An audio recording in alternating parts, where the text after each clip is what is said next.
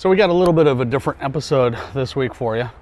Instead of being out in the field talking about photographic opportunities and compositions here in the state of Missouri, which is where we've been concentrating on for since the beginning of 2020. And I think you all know why that happened, so we won't go into that. We're going to go over one of the most asked questions on social media, on my social media feeds, and on comments in YouTube and direct messages, which is what is in this big bag I carry around. And this is not the biggest camera bag I've ever seen. In fact, this is a modest size one, and it holds a lot of stuff. So first off, the bag is the f-stop Anja bag. I've had it for like 4 years. I had it when we did the Pacific Northwest. It's been to the Grand Canyon a couple times. It did all of photographing Arizona, photographing Kauai, and recently photographing Missouri. I am thinking about changing out bags, but I like this bag. It's comfortable. When you cinch down the waistband, the waist belt, when you get that cinched down, it takes all the weight and transfers it directly in your hips correctly, like a real hiking bag does. So I don't feel this weight on my back, which is great. Okay, every other bag that I've ever had, my shoulders would hurt, my mid back would hurt, and my lower back would hurt. This bag, as long as I'm belted into it, it transfers the weight correctly. So for that, I love the bag. Great bag. So the first thing you'll notice is the tripod's not on the bag right now, and it's got this goofy, this little goofy arm here. So I picked this up after editing the last couple episodes of Photographing Missouri, and I realized that I wasn't always giving a clear talk to camera. I wasn't really engaging with you guys visually. I had my back or my side to you. So I purchased this to throw the GoPro on that I do most of the driving footage with, so that I have another camera angle when I'm talking about the composition. So this will be in future episodes. You may see it, you may not. I've done some test shots and I think I can frame it out, so we'll see how that goes. But this will give us a little bit more face-to-face when I'm talking about the compositions and where we're at when I'm behind the tripod. So that's a new item. Look forward to using that out in the field. The tripod is a really right stuff tripod, and it's not cheap, but I've learned through experience over the years that you pay the pain once or multiple times, and after buying multiple cheap tripods, I finally invested in a high quality tripod that you can actually maintain and replace the parts on. It's the, I believe it's the TLC 34L, okay? And I think they've got a new version of it out. So I will have links down below. I have links down below for most of the stuff I use in the field, and I also have it over on my website, which I'll put the link to that down here. And the ball head is the BH55. There again, it's not extremely cheap, but it is a really well constructed ball head. The other thing that I've added to this one is I actually got their pan plate for panoramics. So the top of the ball head spins and has degrees marked on it. So once you level that plate, once that plate is level, you're level all the way through on your panel. So I talked a little bit of that when we photographed at Echo Bluff. I'll leave a link up above and down below. Another thing that you commonly see on me when I'm out in the field is this nice big canteen full of water, because it's very important to stay hydrated. So, speaking of which, okay, you don't see a lot of the GoPro, but sometimes it pops in there in some of the frames. I'll use this for slow-mos, driving footage, and if the Osmo's battery dies and I don't have any more portable chargers with me, I will use this. In fact, I believe it was the first time that we went over to the Green Hills of Platte County Preserve I used this at the end of the video because Ozzy, my Osmo Pocket, had taken a nosedive and the gimbal was no longer functioning. I was able to bend that back just a little bit that it had bent out of place, and it works pretty much okay all the time. Sometimes it's a little contrary, but it was always contrary before, where it went, you know, focus where I want it to, it would just shoot off on something else. So that covers everything up here except for the sunglasses. And I always have a hat on of some kind because I don't want this to get sunburned. It's not that I'm vain. I know I'm bald. It's just sunburn up there stinks. Also, I use the Zoom H1 audio recorder and a lavalier mic from Rode to do all my voice recordings in the field so that you don't get all the background noise, and it gives us much better audio quality, except for when I clap and I know I need to stop doing that. So now let's get back into the actual bag that I carry. First thing's coming out. We use this a lot in the Pacific Northwest, and it looks excessively large. It is a microfiber towel. Got it off of Amazon, of course. We used this up in the Pacific Northwest when we were in the Hoh Rainforest and doing the waterfalls in Olympic National Park. This was great because I could throw it over the camera, and even if I had my 70 to 300 mil lens on, I could cover the whole camera setup. Nikons are pretty weather resistant, but just for extra insurance and to keep the lens from fogging up, I kept throwing this on. It worked like a charm the whole time we were up there. So the next thing, let's see, which pouch am I going to next? I think we'll go to this side pouch here. This is the Leave No Trace pouch. So I usually have a couple empty trash bags in here so that when we're out walking trails or in remote locations and I see trash, which this one's actually full, I will pick it up, and I will also carry gloves in here. Best practice, you know, not everybody picks up after themselves out there, and if we don't keep the areas that we enjoy and photograph clean, chances are we will lose them, or they will just be so trash that we won't want to ever go back. So let's flip over to the other side of the bag. In this side, I got my waterproofs.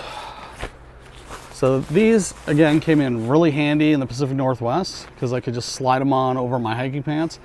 I also used them when we went out to Marshall Conservation Area because the grass was so tall and so soaked that I didn't want my hiking pants getting drenched. These are a lifesaver. I miss them dearly when they are not in the bag, so they're almost always in this pouch unless they're getting washed. So let's go to the top of the bag. Okay, so I'm flipping the flip up. This goes in down in the main pocket. Up here, we've got the other part of the waterproof equation, the jacket. And then my leaf filter holder. This holds my neutral density filters, which I have two that I really love. So I have the 6-stop and the 10-stop, but I have them in both the 150 and the smaller one. This covers my 14 to 24 f2.8 lens, and this covers everything else. So yeah, it's kind of big. I've got 4 filters in here, 5 including the circular polarizer, which is almost always affixed to the smaller filter holder. And actually, I just noticed the 6-stop is still in there from when we were at the Scenic Mill location down in the Ozarks that we showed you just a couple weeks ago. That covers that pouch. And the main reason for this is it holds most of this filter system, and I can just sling it over my shoulder, take the tripod and the camera out, and leave the bag on shore like I did in that Scenic Mill shoot. Okay, so we're done with that pouch. Now, Inside, we've got a mesh pouch here. In here, I've got 2 battery banks. This big one I just got. And then this Nano Juice. Both of those come in handy charging a GoPro or running a GoPro or the Osmo Pocket from them to do time lapses and motion lapses in the field. And also just boosting the battery so that I can get a full episode recorded. So now I'm going to the very top pocket of the bag. This is where the Zoom recorder usually sits. Rode mic. This is my video bag, which we'll go through. This is my face mask, which is really important right now. In addition to what's going on now, I always mostly carry one of these around Missouri because of my allergies, because this filters it. It's an N95 equivalent. Oh yes, food. Normally extra batteries, but I've used them, so there's some trash that needs to be thrown out. Oh yeah, business cards. I started carrying these because people are always asking me when I'm out photographing for a card. I got a couple headlamps in here. I always carry 2. That way, if Shelly doesn't have hers, we have a backup. Or if one of them dies or we misplace one, we have 2 on us. Oh yes, more food. Tons of lens cleaning cloths. These come in handy for all the camera gear that I've got. Quick way to clean it. And then my micro SD and SD card wallet, which is, it's kind of a cheap knockoff of a Pelican case, but it has saved my bacon a couple times when I've dropped it in water. Oh, there are the extra batteries. Huh, okay, cool. So that's pretty much that pouch and that pouch. Now we get to the fun part. The part that I'm sure everybody really wants to know, right? And that's the what lenses and stuff I carry in the main pouch that goes against my back. Should I do this now? Let's do this now. I'll do this now and then we'll go into that. So in this little pouch, which we got this in Kauai at a cool little local store, and it's just awesome because it fits the Osmo Pocket, which I'm shooting this with. So this represents that right now. My Osmo Pocket ND filters so that I can shoot no matter what. Yet another juice pack. Yeah. GoPro battery. Another GoPro battery. And GoPro to Arca Swiss plate adapter so that I can put this on the tripod that has the Osmo Pocket right now. Those come in handy. So that covers all that. Now we're into the big back pocket of the bag. So this is usually against my back when I'm out hiking around, and this doesn't touch the ground. That's the cool thing. The only drawback that I have with this pouch design is it's dual zipper, and you have to zip it either both zippers all the way up or take one all the way around to do what you want to do. So first things first, in here we got another one of those little pouches that I got in Kauai. This one specifically is used to carry my eyepiece or the piece that covers the eyepiece on the Nikon. So this is what you'd normally have on there when you're not shooting something that's a slow shutter and you don't want light to penetrate in through the back. And my remote. I try to make sure these are always in this pouch, because if they're not, that means they're in the last pair of hiking pants I wore, and then I've got to use the 2-second timer. I much rather would use the wireless remote or a wired trigger in the field than the 2-second timer. The 2-second timer, don't get me wrong, it's good, it works in a pinch. But when you're doing waves or certain streams, you want to be able to hit the trigger when you want to hit it and not wait 2 seconds, because you could miss what you're trying to shoot. So still in that same pouch, spare Nikon D600 battery, my wired remote, more lens cleaning cloths, because you can never have too many, and a little jeweler's screwdriver. This comes in handy.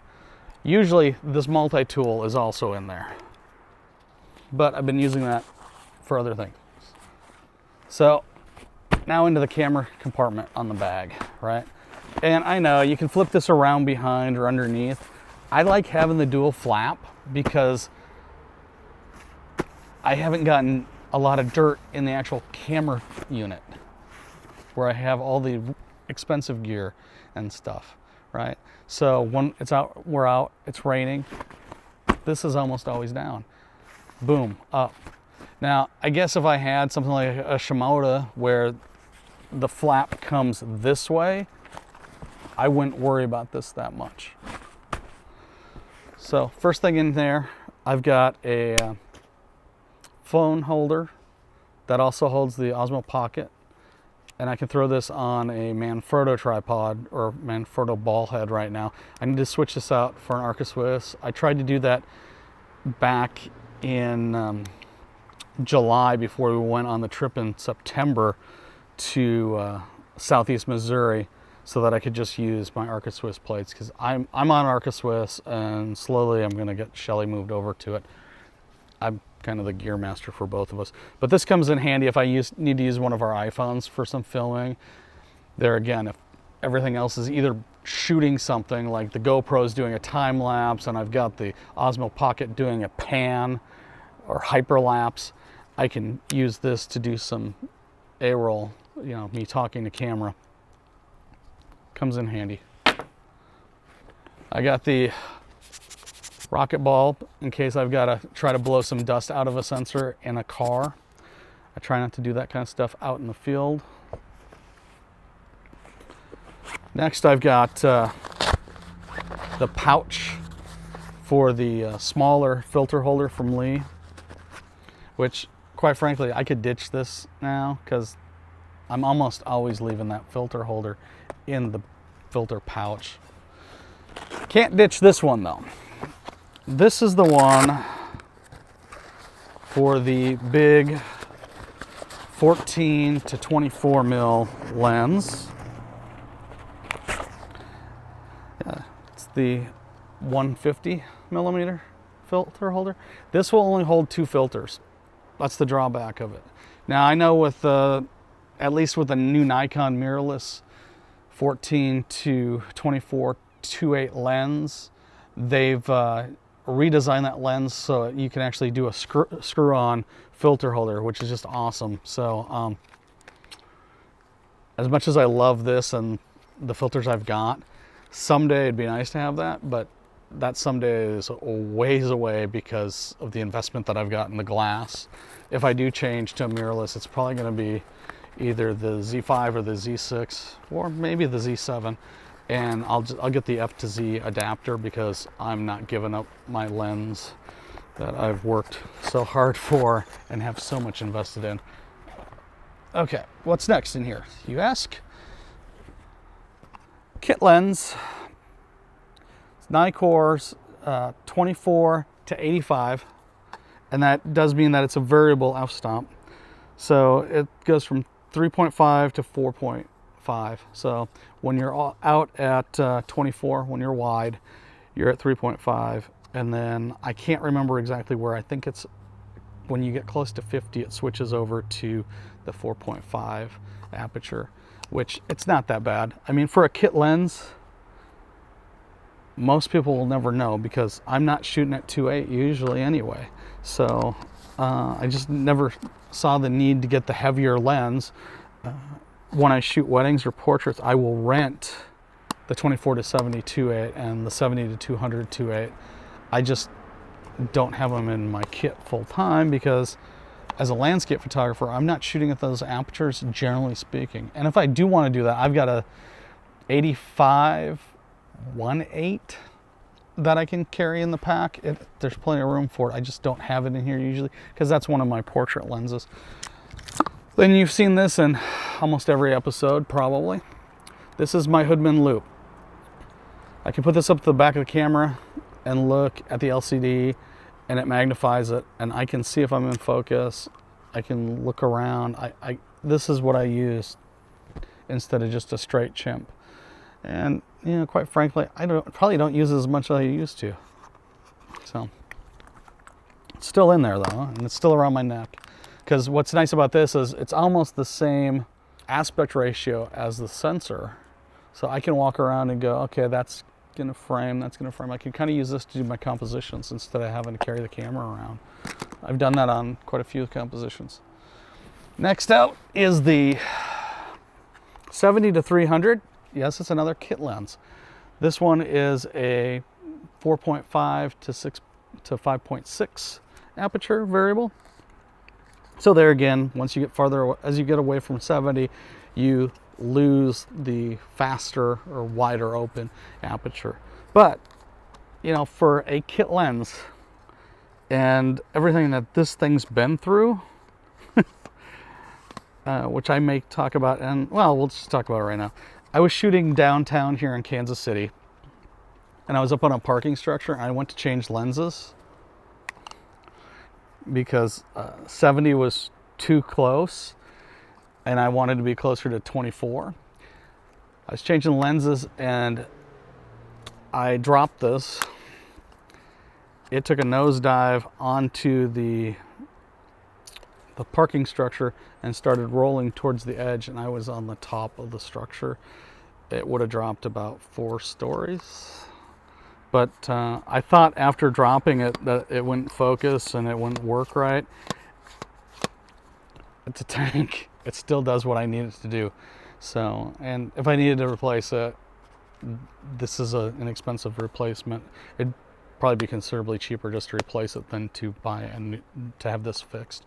So those are the 2 kit lenses that I shoot with.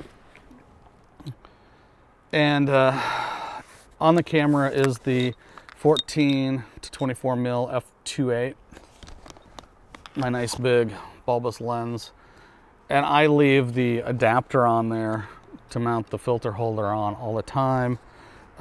Leaf filter gives you a nice neoprene cover. I've not had any scratching from it or any defects in the lens. This is probably my favorite lens to shoot with because of the warp, actually. I like the way that you can distort the images with the bulbous element, and quite frankly, I found myself, since I actually purchased it, because I used to rent it all the time when I'd want to use it, and I finally figured it out that, you know, the next rental of the lens should just be the buy, because at that point I was getting closer to 50% of the cost of ownership, and, you know, quite frankly, if I used that much, I should just have it with me all the time. Likewise, if I wanted the 2.8 versions of these lenses, essentially, I know they're a little bit different focal lengths, but if I wanted those and I rented them enough, I would buy one. And quite frankly, it'd probably be the 70 to 200 2.8 before the 24 to 70, because this lens, I don't use this lens as much as I use these two doing landscape. So, you know, oh yeah, there's one more thing in here. The rainfly. This goes over the bag, and it rarely goes over the bag because I don't even think I use this out in the Pacific Northwest. This bag by itself is pretty water resistant. I have never had anything get into the camera gear bag, and that's where I really worry about water penetration. This camera new was not cheap. I mean, the D600 was Nikon's entry-level DSLR for quite a few years, and I bought it when it first came out. So I've definitely got my money out of this camera. There are better feature sets in newer cameras, but quite frankly, it's not the camera as much as it is the photographer. This is just a tool. All this is just a tool to try to aid me in bringing out and making the photograph that I see with my naked eye. And then there's post-processing involved, because when you shoot raw, your image is fairly flat. You have to go in and you have to post-process. So this only does about 25% of the work. Now, that being said, this is a lot of weight. And I would love to get my hands on a new mirrorless just to try it out, see if I'm actually gonna like it. When I bought the Nikon D600. I tried out Sony's mirrorless, and at the time, all the mirrorless had this issue for me when I was shopping. I could see a little screen refresh flicker, and I'm pretty sure by now they've taken care of that, because that was well over 6 years ago. So I think it's time for me to probably rent an Nikon, because I've got money in glass here that I'm not going to recoup. So I believe the next step is renting one or two of the camera bodies in the mirrorless lineup with an F to Z adapter and some native glass, and just going out and photographing things that I've already photographed, and see if there are new feature sets in those new tools that would aid my creativity. So I hope this this mess all over this table in my backyard gave you some inkling of what I'm carrying around and what I use in the field to create the videos and the photography that you see. I hope this video helps you out. And if you got any questions, leave me a comment down below. Hey, I'd also like to know what's in your bag.